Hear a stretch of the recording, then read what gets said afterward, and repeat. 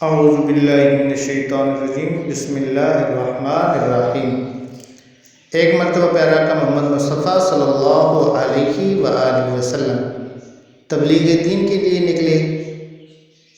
جب تھوڑا دور گئے تو بنی امیہ کے بچوں نے رسول اللہ صلی اللہ علیہ وآلہ وسلم کو پتھر مارنے شروع کر دیے اور آپ کو زخمی کر دیا۔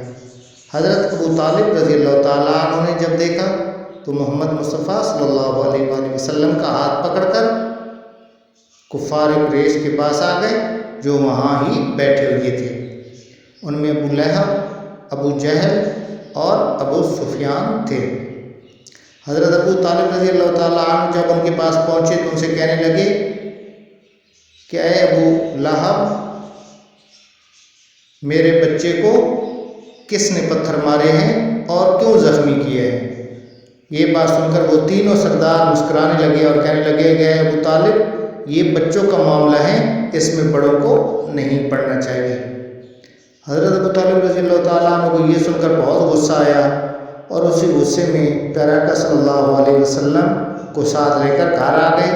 گھر آتے ہی حضرت علی رضی اللہ تعالیٰ عنہ کو بلایا اور کہنے لگے کہ اے علی، صبح جب محمد صلی اللہ علیہ وآلہ وسلم تبلیغ کے لیے جائیں تو اے علی تم ان کے ساتھ ان کے آگے آگے جانا تاکہ کوئی شریر آپ کو تنگ نہ کرے۔ صبح جب پیارے آقا صلی اللہ علیہ وآلہ وسلم پھر تبلیغ دین کے لیے نکلے تو حضرت علی رضی اللہ تعالیٰ عنہ آپ کے ساتھ ساتھ ہو لیے اور آپ کے آگے آگے چلنے لگے۔ راستے میں پھر وہی تینوں سرداران قریش ابو جہل، ابو لہب اور ابو سفیان بیٹھے ہوئے تھے۔ انہوں نے پھر بچوں سے کہا کہ اے لڑکوں، محمد نعوذ باللہ آ رہے ہیں، ان کو پتھر مارو۔ جب بچوں نے پتھر اٹھائے مارنے لگے تو حضرت علی رضی اللہ تعالیٰ عنہ نے بھاگ کر ان بچوں کو پکڑ لیا اور جس بچے کو پکڑتے کسی کا بازو توڑ دیا، کسی کی ٹانگ پھوڑ دی اور کسی کا سر پھوڑ دیا۔ جب بچوں نے یہ دیکھا تو وہ سارے بچے وہاں سے بھاگ گئے۔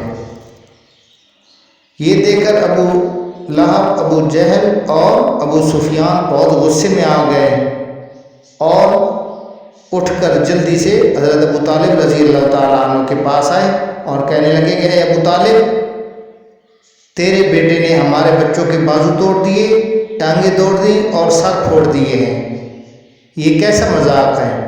تو حضرت ابو طالب رضی اللہ تعالیٰ عنہ نے ان کا جواب انہی کے منہ پر دے مارا اور کہنے لگے کہ اے ابو لہب، کل جب میں تمہارے پاس شکایت لے کر گیا تھا تو تم نے کہا تھا کہ یہ بچوں کا معاملہ ہے، بڑوں کو بیچ میں نہیں پڑھنا چاہیے۔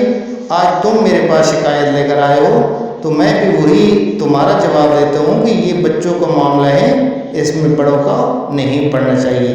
یہ سوال سن کر وہ تینوں سردار کفار بہت نادم ہوئے، پشیمان ہوئے اور سر جھکا کر واپس چلے گئے۔ حضرت علی رضی اللہ تعالیٰ عنہ نے ہر وقت پیارے آقا صلی اللہ علیہ وسلم کا ساتھ دیا۔ ابھی بچپنے کی عمر تھی کہ آپ نے اسلام قبول کر لیا اور پھر آخر دم تک پیارے آقا صلی اللہ علیہ وآلہ وسلم کا ساتھ نبھایا۔ اللہ پاک حضرت علی رضی اللہ تعالیٰ عنہ کے درجات مزید بلند فرمائے۔ آمین ثم آمین برحمتک یا